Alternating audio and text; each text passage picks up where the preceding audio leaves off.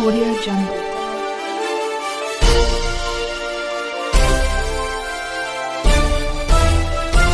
Audio Jungle.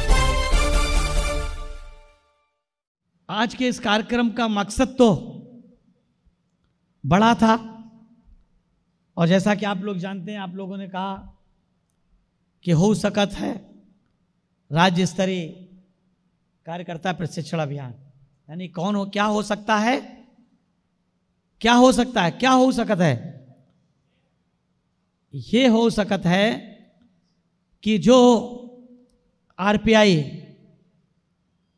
बाबा साहब के परिनिर्माण के बाद, जैसा कि आप सब लोग जानते हैं और हमसे बेहतर जानते हैं, आरपीआई की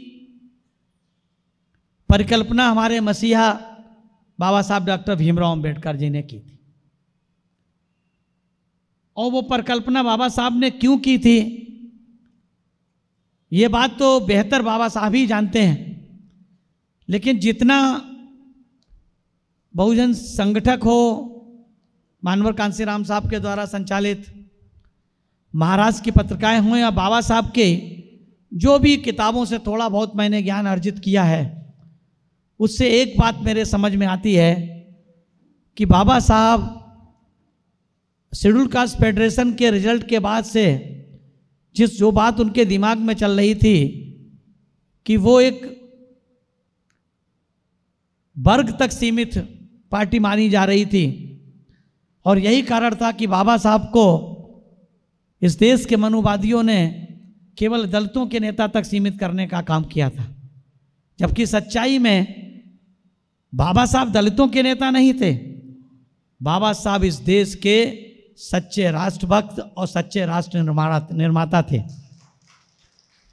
और ये बात मैं नहीं कह रहा हूं, ये बात मैं इसलिए कह रहा हूं कि जब इस देश की कोल्हापुर रियासत के महान शासक छत्रपति साहू जी महाराज ने मानगांव परिषद में जब यह बात कही थी कि बाबा साहब डॉक्टर अंबेडकर आने वाले समय में ना सिर्फ अछूतों के बल्कि संपूर्ण भारत के एक महान नेता होंगे, तो एक महान शासक की महान भविष्यवाणी उस समय से ही प्रतीत हुई जब बाबा साहब डॉक्टर भीमराव अंबेडकर के बिना इस देश का संविधान लिखना मुश्किल था। बाबा साहब के बिना इस देश की सिंचाई व्यवस्था मुश्किल थी। बाबा साहब की विचारों के बिना इस देश की अर्थव्यवस्था चलाना मुश्किल थी। बाबा साहब के बिना इस देश का सोशल सिस्टम ठीक से रखना मुश्किल था। और बाबा साहब के बिना इस देश का नहीं, दुनिया के सबसे बड़े लोकतांत्रिक देश का संविधान लिखना मुश्किल ही नहीं, नामुमकिन था साथियों। बाबा साहब ने अपने स्वास्थ्य की परवाह किए बिना इस देश को तय समय के भीतर 2 साल 11 महीने 18 दिन के अंदर भारत का संविधान लिख करके देने का काम किया था। और ये बात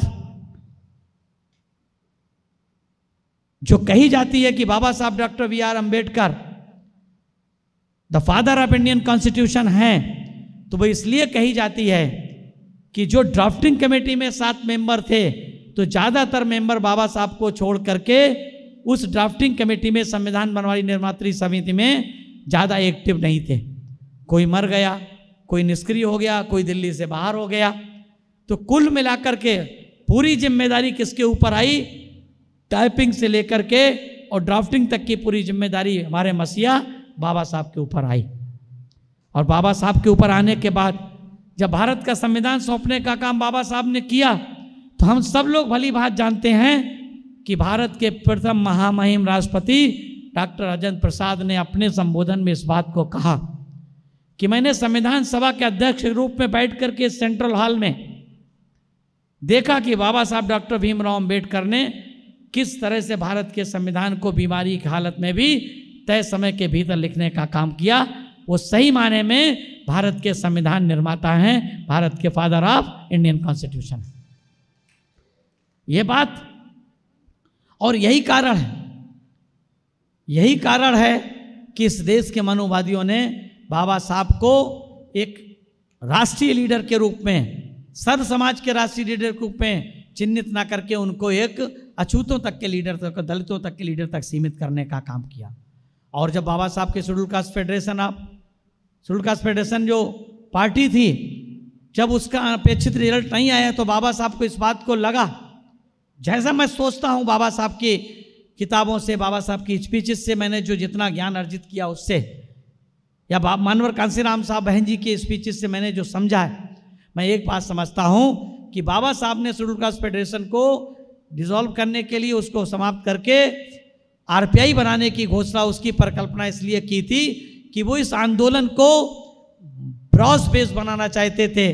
और ब्रॉस बेस का मतलब था कि बहुसंख्यक लोगों को उसमें जोड़ना चाहते थे, इसी कारण उन्होंने उसको आरपीआई बनाने का काम किया।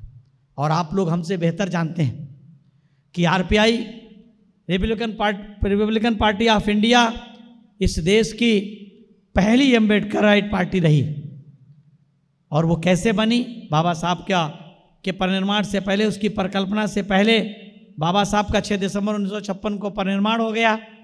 फिर बाबा साहब के परिनिर्माण के बाद यहाँ पर जो बाबा साहब के लेफ्टिनेंट थे, बाबा साहब के अनुयायी थे, इन्होंने बाबा साहब के साथ रह कर के काम किया। तो उन्होंने डिसाइड किया कि हमें लगभग 1 साल के बाद कि हमें बाबा साहब की परिकल्पना वाली पार्टी को बाकायदा अनाउंस करना चाहिए, उसको घोषित करना चाहिए, बनाना चाहिए। और 1 अक्टूबर 1956 को इसी नागपुर की धरती पर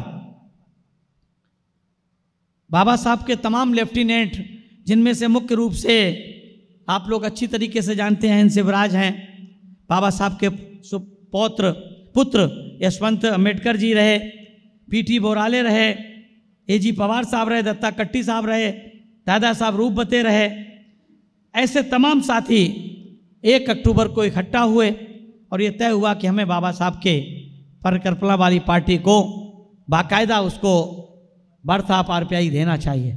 और तब 3 अक्टूबर 1957 को 1957 में 3 अक्टूबर 1957 को एन शिवराज की अध्यक्षता में एक पार्टी का बाकायदा घोषित हुई। उस पार्टी का नाम पड़ा रिपब्लिकन पार्टी ऑफ इंडिया। लेकिन हम लोग देखते हैं कि जो बाबा साहब के परिकल्पना की पार्टी थी, बाबा साहब के आंदोलन से निकली हुई पार्टी थी, बाबा साहब के आंदोलन से निकले हुए लोगों ने जिस पॉलिटिकल पार्टी को बनाने का काम किया था, उस पार्टी का नाम था रिपब्लिकन पार्टी ऑफ इंडिया। लेकिन क्या कारण रहा कि इस दीक्षा भूमि, इस पवित्र दीक्षा भूमि में जन्मी आरपीआई इस देश में बाबा साहब के परिनिर्माण के पश्चात बहुत जल्दी, लोग तो कहते हैं कि 1967 तक आते आते तक आरपीआई 3, 4, 5 भागों में बट गई थी। जहाँ तक मैंने मानवर कांसीराम साहब की एक स्पीच सुनी कि 1967 में बाबा साहब के पुत्र ने खुद ने कहा कि मैं अपनी अलग पार्टी बनाना चाहता हूँ आरपीआई के नाम पे, यानी कि चौथी आरपीआई पार्टी 1967 में बन गई। और 1971 आते आते तक आरपीआई जो हमारे मसीहा बाबा साहब डॉक्टर भीमराव अंबेडकर की परिकल्पना की पार्टी थी, उनके आंदोलन से निकले हुए लोगों के द्वारा बाबा साहब की इच्छा के अनुसार बनाई जाने वाली पार्टी थी, वो पार्टी 1971 तक आते आते तक इतने भाग में बट गई। और बटने के साथ साथ उस पार्टी के साथ एक सीट के ऊपर, केवल एक पार्लियामेंट्री सीट के लिए, जो वो भी रिजर्व सीट थी, उस सीट के लिए दादा साहब BR गायकवाड़ ने मोहन धारिया के साथ संत गाडगे धर्मशाला पूना में अलायंस करके, कांग्रेस के साथ अलायंस करके 521 पार्लियामेंट सीटों में से 520 सीटें कांग्रेस को दे करके, एक सीट आरपीआई को लेकर के, और ये कह करके संबोधित करने का काम किया कि वो दो विचारधाराएं जो जीते जी कभी एक नहीं हो पाई, उनके परिनिर्माण के बाद 2 विचारधाराओं की युति हो गई। साथियों, उस समय इस सदी के महानायक मानवर श्री कांसीराम साहब ने बाबा साहब के आंदोलन को बहुत अच्छी तरीके से अध्ययन कर लिया था। बहुत अच्छी तरीके से अध्ययन करने का काम बाबा साहब के आंदोलन को मानवर कांसीराम साहब ने किया था।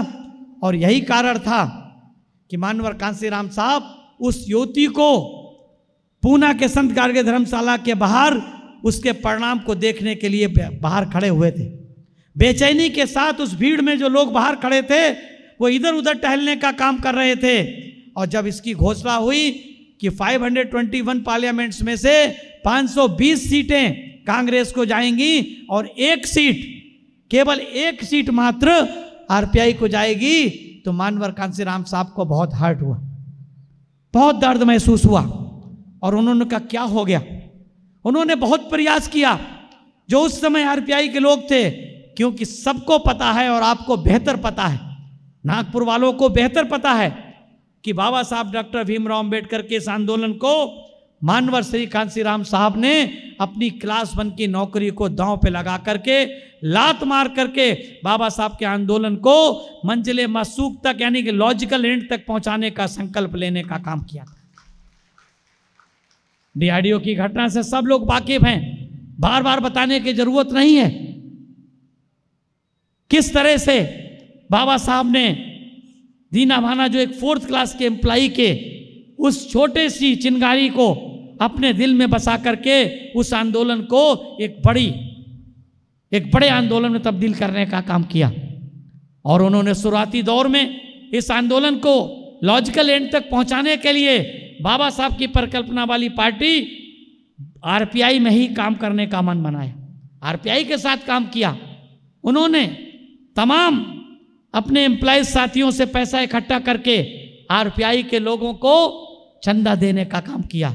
और जिन लोगों ने पूना का बामसेब का दफ्तर देखा होगा उन लोगों को पता होगा 2 कमरे का वो दफ्तर था, उसमें आगे के कमरे में बामसेब चलती थी और दोनों कमरे में ज्वाइंट गेट था, पीछे के कमरे में आरपीआई चलती थी जिसमें साइक्लो स्टाइल मशीन, टाइपिंग की मशीन हुआ करती थी।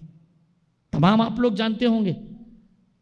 मानवर कांसीराम साहब ने बामसेब के साथियों से, एम्प्लॉइज के साथियों से एक पैसा इकट्ठा करके उन्होंने दादा साहब रूप बते को पार्लियामेंट की सुविधाएं देने का काम किया था। एमएम कांबले को विधायक की सुविधाएं देने का काम किया था। राज साल्वी को कारपोरेटर की सुविधाएं देने का काम किया था, ताकि वो अपनी पार्लियामेंट कॉन्स्टिट्यूंसी में, अपने पार्लियामेंट के क्षेत्र में अपने लोगों का काम एक पार्लियामेंट की मेंबर की तरह कर पाए। किसके माध्यम से? पढ़े लिखे कर्मचारियों, अधिकारियों के माध्यम से। वो किस तरह से, वो क्यों? क्योंकि वो चाहते थे बाबा साहब की परिकल्पना वाली पार्टी से इस देश में सामाजिक आर्थिक परिवर्तन का आंदोलन चलता रहे। लेकिन साथियों क्या हुआ 1971 में, जब ये लोग पार्टी छोड़ कर जाने के लिए तैयार थे, वो आर भोले जो ये नारा लगाते थे, आर भोले करें पुकार, पूना पैक्ट का करो धिक्कार, वही आर भोले जब कांग्रेस में चले गए और जब 50 साल पूना पैक्ट के हुए तो उसका गोल्डन डे मनाने के लिए तैयार थे। लेकिन तब उनके उस आंदोलन की हवा निकालने का काम मानवर कांसीराम साहब ने पूना से लेकर जालंधर तक साइकिल यात्रा के माध्यम से उसकी हवा निकालने का काम किया। पूना पैक्ट धिक्कार बाबा साहब ने अपने जीते जी मनाने का काम किया। उसी पैटर्न पे मानवर श्री कांसीराम साहब ने पूना पैक्ट धिक्कार मनाने का काम किया। दादा साहब रूप बते, दादा साहब BR गायकवाड़, तमाम साथी जो बाबा साहब के साथ उन्होंने काम किया, बाबा साहब के चरणों में रह करके काम किया, वो लोग कांग्रेस में अपना और अपने परिवार का भला देखने लगे। मानवर कांसीराम साहब ने उनसे कहा, ये बात साथियों मेरे दिमाग में, जहन में क्यों आ गई? वो इसलिए आ गई कि आपका ये टाइटल है कि हो सकत है। जब मानवर श्री कांसीराम साहब महाराष्ट्र के उन साथियों को जिन्होंने बाबा साहब के साथ आरपीआई के मूवमेंट से के माध्यम से या बाबा साहब के साथ शेड्यूल कास्ट फेडरेशन के मूवमेंट के माध्यम से, इंडिपेंडेंट लेबर पार्टी के माध्यम से, या फिर बाबा साहब के विभिन्न आंदोलनों के माध्यम से, वो चाहे चौधार तालाब का आंदोलन हो, चाहे कालाराम टेम्पल का आंदोलन हो, चाहे फिर वो साइमन कमीशन का आंदोलन हो, या फिर बाबा साहब के द्वारा लॉर्ड लुथियन कमेटी के मेंबर बन के उस कमेटी के लोगों को, उस कमेटी के माध्यम से अपने लोगों को जागृत करने का आंदोलन हो, तो जो लोग बाबा साहब के साथ काम करते थे उन लोगों को मानवर कांसीराम साहब ने कहा कि आप लोग क्यों कांग्रेस में जा रहे हैं, बाबा साहब की विचारधारा अच्छी, ये आंदोलन अच्छा है। तो वो लोग कहते थे कि बाबा साहब की विचारधारा अच्छी है, यह आंदोलन भी अच्छा है, लेकिन सफल हो सकत नहीं, सफल हो सकत नहीं। मानवर कांसीराम साहब उनसे पूछते थे कि सफल हो सकत नहीं का आपका क्या मतलब है।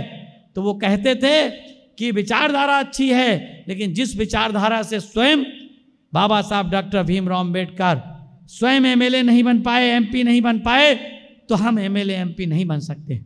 मानवर कांसीराम साहब ने उनसे पूछा, क्या एमएलए और एमपी बनना जरूरी है?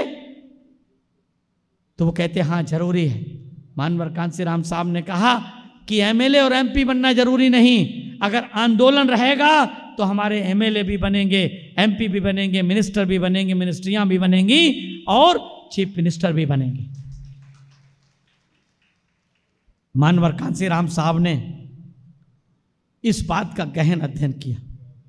उनकी इस दर्द भरी बात, उनकी इस दर्द भरी बात की जो पीड़ा उन्हें, उससे जो दर्द महसूस हुआ, उन्होंने इस बात का विचार किया, सोचा आखिर क्या कारण है, एक पवित्र आंदोलन को लोग छोड़ छोड़ करके क्यों जा रहे हैं। तब उन्हें बाबा साहब की वो बात जो उन्होंने 18 मार्च 1956 पे बड़ी भीड़ के सामने 50,000 की भीड़ में हमारे रैना जी की धरती, आगरा की धरती पर रामलीला मैदान में कहा था कि मुझे पढ़े लिखे लोगों ने धोखा दिया। बहुत लोगों ने इस बात को सुना होगा, लेकिन इसका अर्थ सही मायने में किसी ने लगाने का काम नहीं किया, इसके अर्थ को समझने का काम नहीं किया। एनालिसिस ऑफ कास्ट लाखों लोगों ने बाबा साहब की पढ़ी होगी, लेकिन किसी ने भी एनालिसिस ऑफ कास्ट से कोई सबक लेने का काम नहीं किया।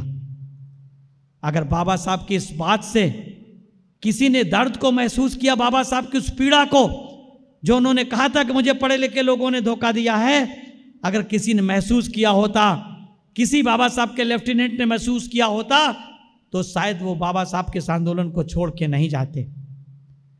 मानवर कांसीराम साहब ने निष्कर्ष के रूप में ये बात कही कि the people whose non political roots are not strong, the people whose not political roots are not strong, they can not succeed at political level.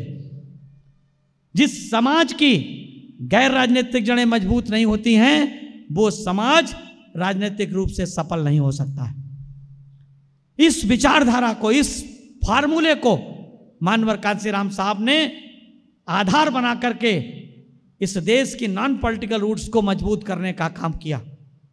लेकिन एक बात आप लोग जान लीजिए, मानवर कांसीराम साहब ने शुरुआती दौर में नॉन पॉलिटिकल रूट्स को इसको मानने का काम किया, पढ़े लिखे कर्मचारियों अधिकारियों को, लेकिन बहुत शीघ्र मानवर कांसीराम साहब ने नॉन पॉलिटिकल रूट्स को मानने का काम किसको कर दिया? जो लोग अंबेडकर की विचारधारा में विश्वास करते हैं, जो अंबेडकरी विचारधारा के साथ चलने का काम करते हैं, वो सबके सब नॉन पॉलिटिकल रूट्स हैं। हमें यह नहीं मानना चाहिए खाली कि केवल पढ़े लिखे कर्मचारी अधिकारी हमारी नॉन पॉलिटिकल रूट्स हैं। यहाँ जो लोग बैठे हुए हैं, आज हिंदू मैथोलॉजी का, आज हिंदू धर्म का, सो कॉल्ड हिंदू धर्म का जो सबसे बड़ा पर्व माना जाता है महाराष्ट्र में, आज उसका दूसरा दिन है, आज उसका दूसरा दिन है।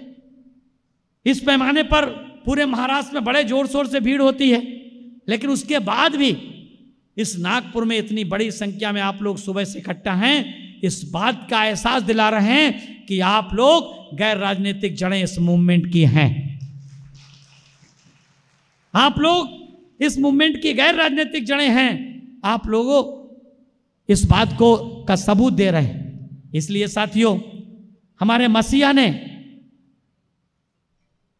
जो कार्य बाबा साहब के जीते जी नहीं हो पाए, जबकि वो आंदोलन पवित्र था, नहीं हो पाया, उस आंदोलन को मंजिले मकसूद लॉजिकल एंड तक पहुंचाने का जो संकल्प अपनी मां को 24 पन्ने का पत्र लिख करके देने का काम किया, वो आंदोलन आज देश की तीसरी बड़ी राजनीतिक पार्टी के रूप में फल फूल रहा है साथी, देश की तीसरी बड़ी राजनीतिक पार्टी के रूप में, और वो है बहुजन समाज पार्टी साथी। बहुजन समाज पार्टी, ये पार्टी साथियों ऐसे ही नहीं, इस आंदोलन तक पहुंच गई है।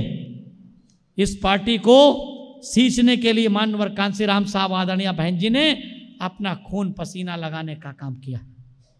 आदरणीय बहन जी के पैरों में छाले पड़ जाते थे। मानवर कांसीराम साहब की टूटी चप्पल तक लोगों ने देखी है। टूटी हवाई चप्पल से उन्होंने हेलीकॉप्टर से सफर करते देखा लोगों ने उनको।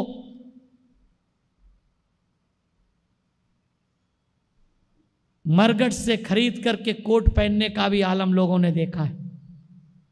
इससे ज्यादा किसी का त्याग क्या हो सकता है कि एक क्लास 1 अफसर जो बढ़िया से बढ़िया 3 पीस सूट पहन सकता था, बढ़िया से बढ़िया गाड़ी खरीद सकता था, बढ़िया से बढ़िया परिवार बसा सकता था, अच्छा सा घर बना सकता था, उस व्यक्ति ने अपनी सर्दी को बचाने के लिए मरगट से कोट खरीद करके इस आंदोलन को सांसें देने का काम किया,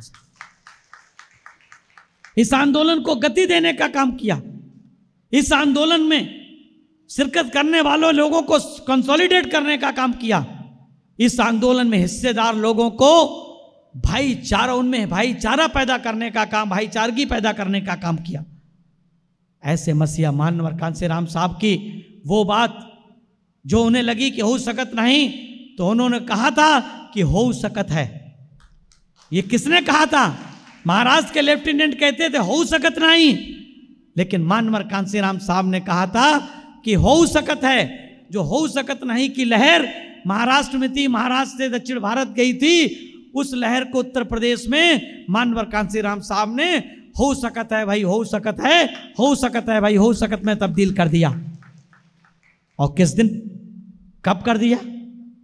जब मानवर कांसीराम साहब ने बामसेफ DS4 से होते हुए जब 14 अप्रैल 1984 को बहुजन समाज पार्टी की स्थापना की, उसके भरता बामसेफ की घोषणा की और उसके जन्मदाता और संस्थापक के रूप में उन्होंने उस दिल्ली के लाल किले के मैदान से ये नारे लगाने का काम किया कि वोट हमारा राज तुम्हारा, नहीं चलेगा नहीं चलेगा, जितनी जिसकी संख्या भारी उतनी उसकी हिस्सेदारी, जो बहुजन की बात करेगा वो दिल्ली पर राज करेगा, हमें नहीं तो तुम्हें नहीं, चैन नहीं आराम नहीं, मंडल आयोग लागू करो वरना कुर्सी खाली करो, वोट से लेंगे CM PM, आरक्षण से लेंगे SPDM। ये वो नारे थे जो 14 अप्रैल 1984 को दिल्ली के लाल किला के मैदान से मानवर श्री कांसीराम साहब के साथ लाखों लोगों ने उसमें सुर में सुर मिलाने का काम किया। उस समय ये नारे हमारे आपके बहुजन समाज के केवल दिलों में, लबों पे वास करते थे। किसी ने नहीं सोचा था कि ये एक लिमिटेड पॉलिटिकल एक्शन वाली पार्टी जिसके पास कोई संसाधन नहीं है, और वो लोग कहते हैं कि वोट हमारा राज तुम्हारा, नहीं चलेगा नहीं चलेगा। वो लोग कहते हैं हमारे वोटों से अपनी सरकार बनेगी। लोग जब साइकिल से नीला झंडा लगा करके हाथी के चुनाव निशान वाला जब निकलते थे, नीला झंडा तो साथियों बहुत लोग लगाते हैं, आपको सबको पता है, लेकिन नीला झंडा जो बाबा साहब के चुनाव चिन्ह वाला नीला झंडा है, ये हाथी चुनाव चिन्ह किसका है साथियों? बाबा साहब की परिकल्पना का है। हमारे साथी रैना जी ने कहा नहीं कि ताकत का प्रतीक, जिसको ये पता ही नहीं कि उसमें कितनी ताकत, ये क्यों नीला झंडा, क्यों हाथी चुनाव निशान बाबा साहब ने रखा था? ये तो बेहतर ध्यानी ज्ञानी लोग, महाराष्ट्र के लोग जानते होंगे, लेकिन हम तो यही समझते हैं, वो तो यही समझते हैं कि जिस तरह से हाथी सबसे ताकतवर है, उसे अपनी ताकत का एहसास नहीं है, ऐसे ही इस देश का बहुजन समाज सबसे ज्यादा ताकतवर है, उसे अपनी ताकत का एहसास नहीं, अपने वोट की ताकत का एहसास नहीं। इसलिए उस नीले झंडे में जब हाथी चुनाव निशान लेकर के साइकिल पे लोग निकलते थे, तो लोग कहते थे कि ये चमार बौरा गए, ये चमार पागल हो गए, कहते कि हमारा MLA बनेगा, हमारा MP बनेगा। लेकिन साथियों तब किसी ने नहीं सोचा। जब श्रीमती इंदिरा गांधी जी की हत्या के बाद जब हम चुनाव हुए लोकसभा के, उस समय बहुजन समाज पार्टी एक शैशवावस्था में थी, एक बाल्यावस्था में थी, बल्कि शैशवावस्था में थी, बाल्यावस्था भी नहीं कह सकते, शैशवावस्था में थी। 14 अप्रैल 1984 को बनी, नवंबर दिसंबर से जनवरी 85 तक चुनाव हुए, लेकिन मात्र 6, 7, 8 महीने की पार्टी बहुजन समाज पार्टी ने, जो 1957 3 अक्टूबर 1957 को बाबा साहब की परिकल्पना वाली पार्टी उनके लेफ्टिनेंटों ने बनाई थी, उससे ज्यादा वोट मात्र 6 महीने में हासिल करने का काम किया था पार्लियामेंट। और उन सब में सबसे ज्यादा वोट 44,400 कुछ वोट बहुजन समाज पार्टी की राष्ट्रीय अध्यक्ष उस समय की मानवर कांसीराम साहब की परम शिष्या आदरणीय बहन कुमारी मायावती जी ने सबसे ज्यादा वोट लेने का काम किया था, मात्र 6 महीने में। लेकिन जब राजीव गांधी के बोफोर्स कांड के बाद, उनके शासनकाल के बोफोर्स कांड के बाद उनकी सरकार गई, और जब 1989 में लोकसभा के चुनाव हुए, तो उन चुनाव में Bahujan Samaj party 3 member of parliament चुन करके आई साथियों। 3 मेंबर ऑफ पार्लियामेंट। कब? मात्र कितने सालों में? कितने सालों में साथियों? 84 और 5, मात्र 5 साल के अंदर। आप लोगों को साथियों पता है कि नहीं पता है, लेकिन मैं पता है तो भी मैं बता देना चाहता हूं, इस देश में बहुजन समाज पार्टी एकमात्र ऐसी पार्टी है जो सबसे कम समय में राष्ट्रीय पार्टी का दर्जा प्राप्त करने वाली पार्टी है। सबसे कम समय में रजिस्टर्ड होने वाली पार्टी है बहुजन समाज पार्टी।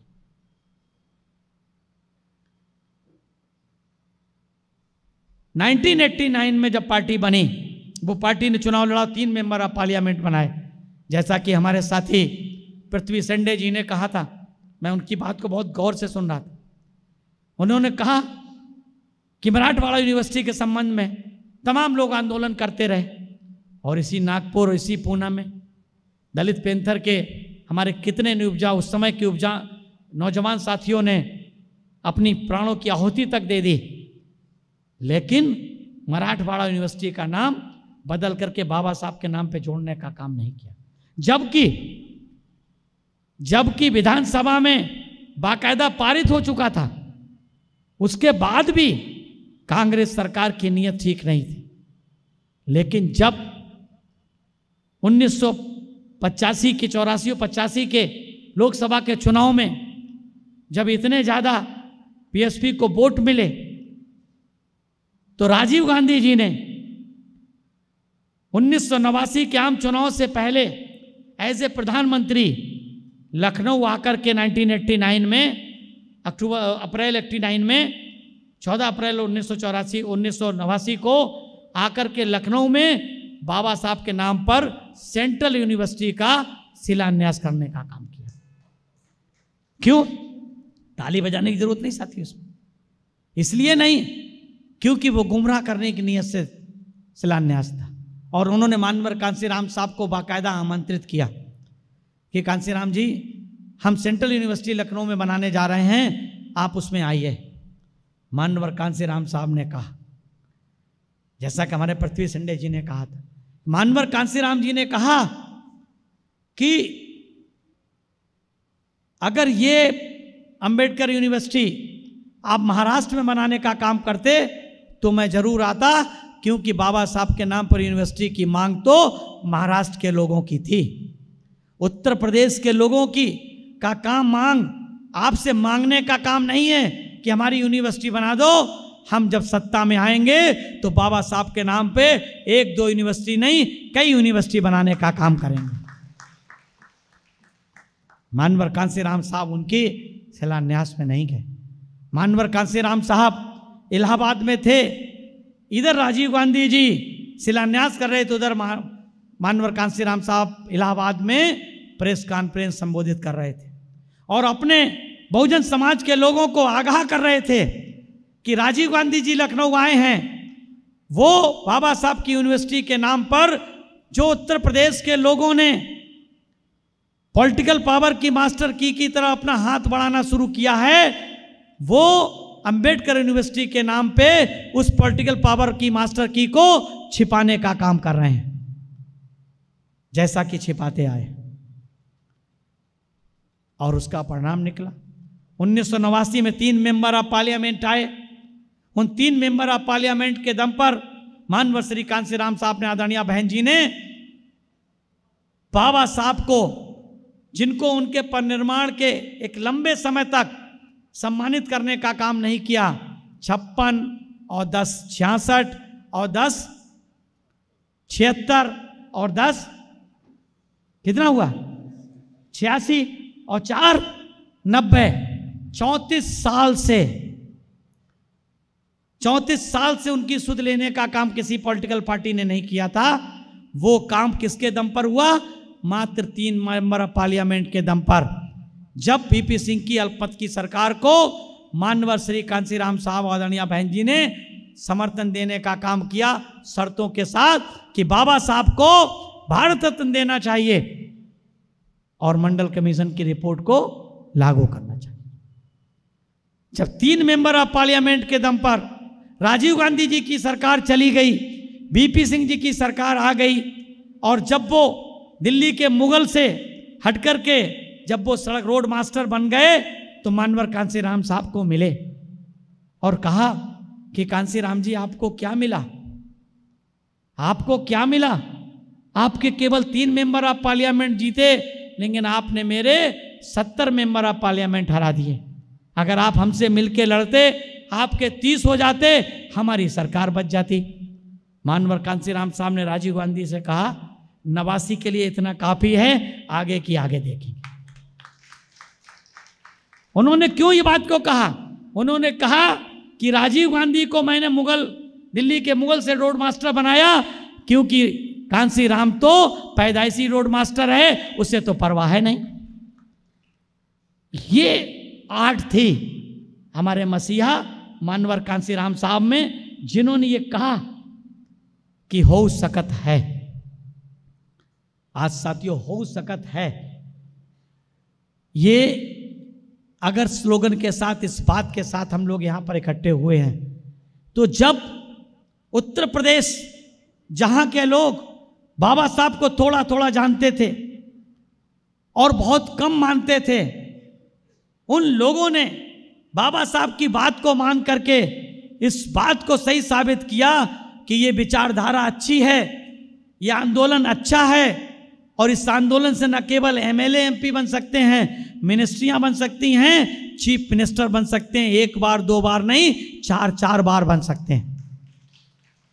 इस बात को जब प्रूफ कर दिया, तो साथियों आप लोग तो बाबा साहब की धरती के, आप लोग तो बाबा साहब की उस पवित्र पावन भूमि से हैं, जिस पावन भूमि से बाबा साहब ने लाखों लोगों को दीक्षा देकर, लाखों लोगों के साथ दीक्षा लेकर के, लाखों लोगों को दीक्षा देकर के इस देश में एक बौद्धिज्म का एक नया वातावरण, अगर नव पुनर्जागरण हम कहें बौद्ध धर्म का, या हम ये कहें कि दूसरा धम्म चक्र प्रवर्तन, तो साथियों इसमें कोई अतिशयोक्ति नहीं।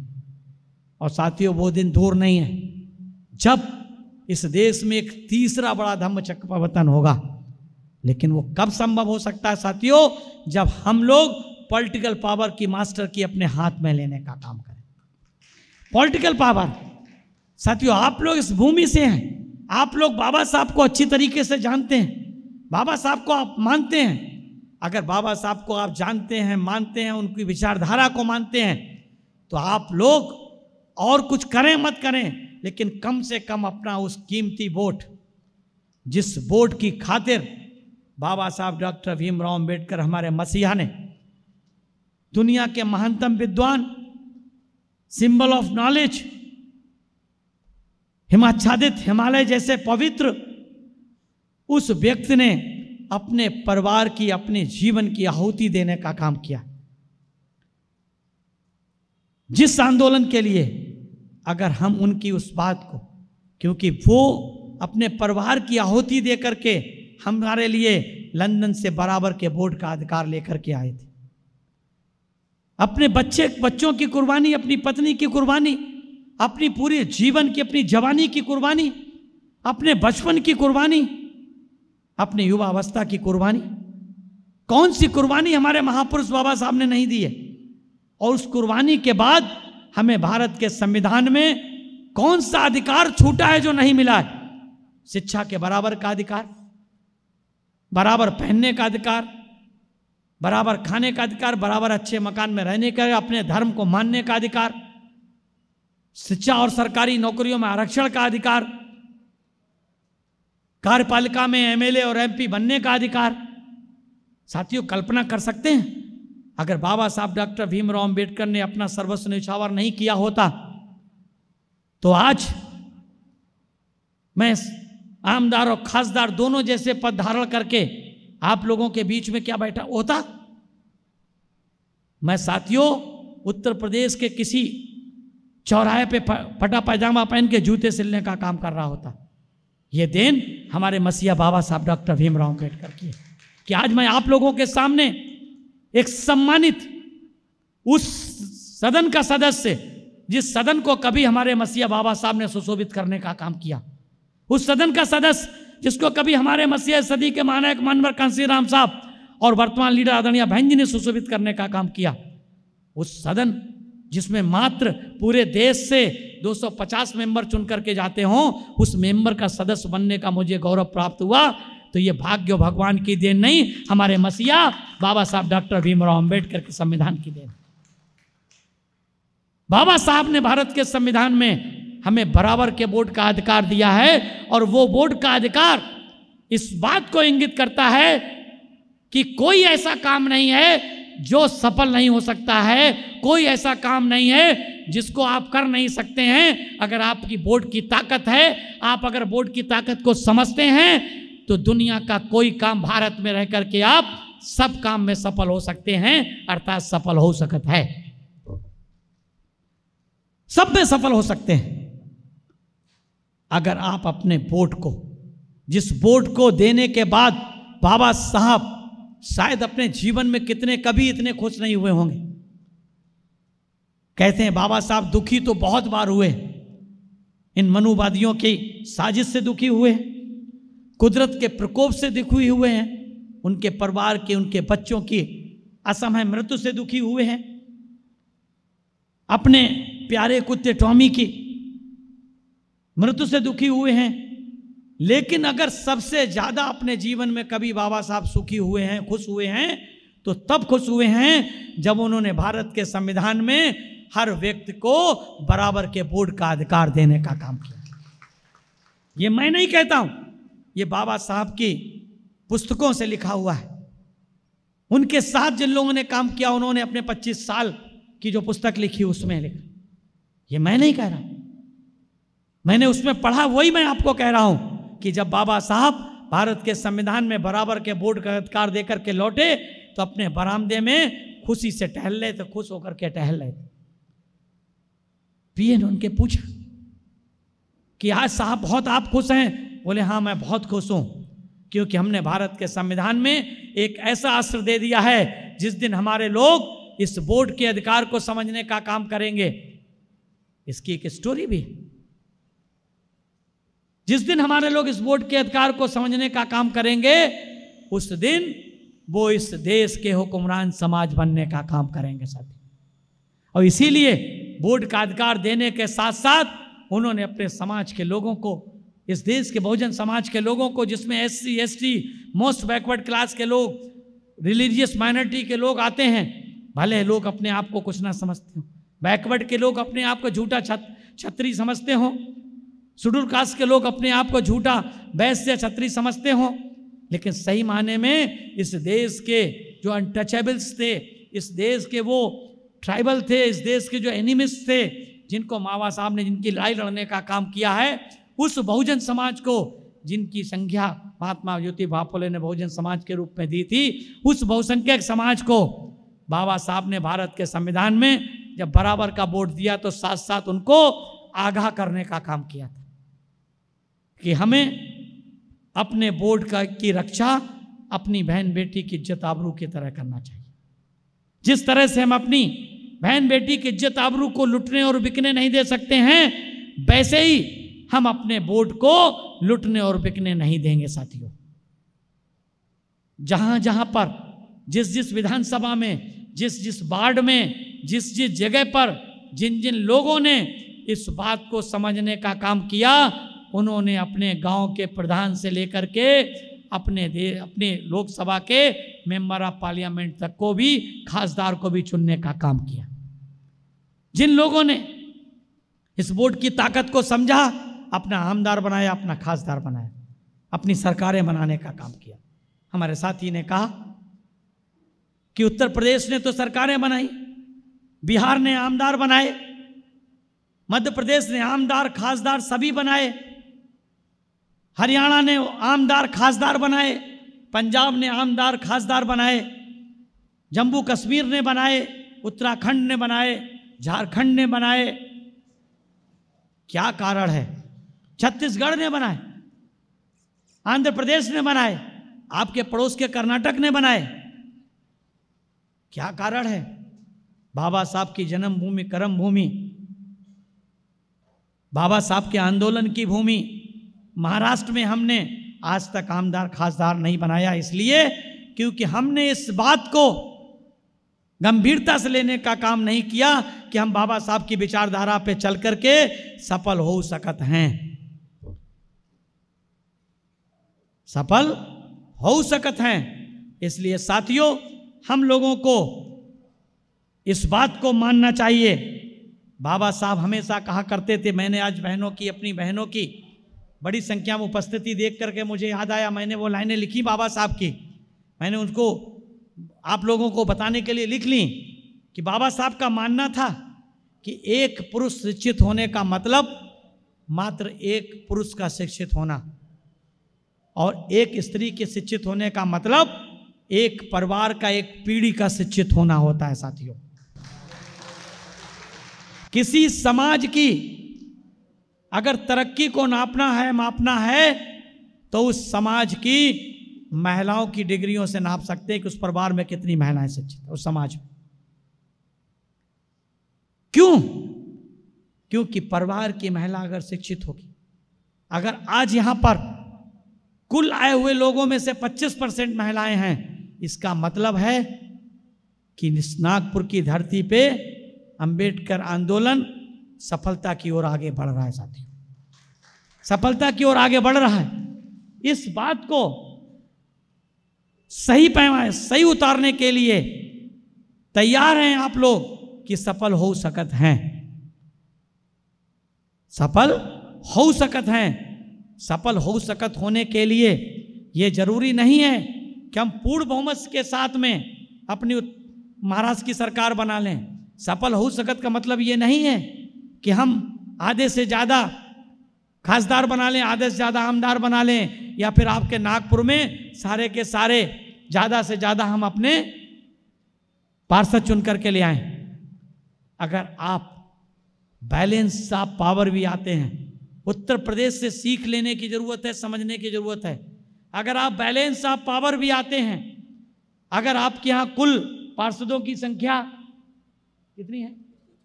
156 है।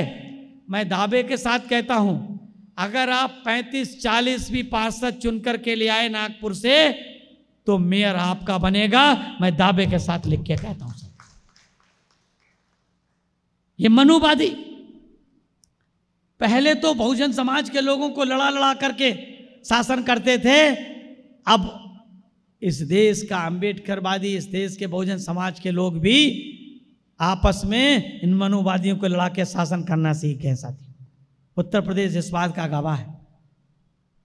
425 की विधानसभा में 67 आमदारों के दम पर बहन जी ने 2-2 बार अपनी पूर्ण बहुमत की अपनी सरकार चलाने का काम किया। अगर आप 40 अगर आप चुन करके आ गए पार्षद, तो आपका मेयर बनेगा साथी। इसलिए आप लोग इस बात को ध्यान में रखें कि सुख और दुख दोनों आपकी परीक्षाएं लेते हैं। सुख और दुख दोनों आपकी परीक्षाएं लेते हैं। सुख मनुष्य के अहंकार की परीक्षा लेता है।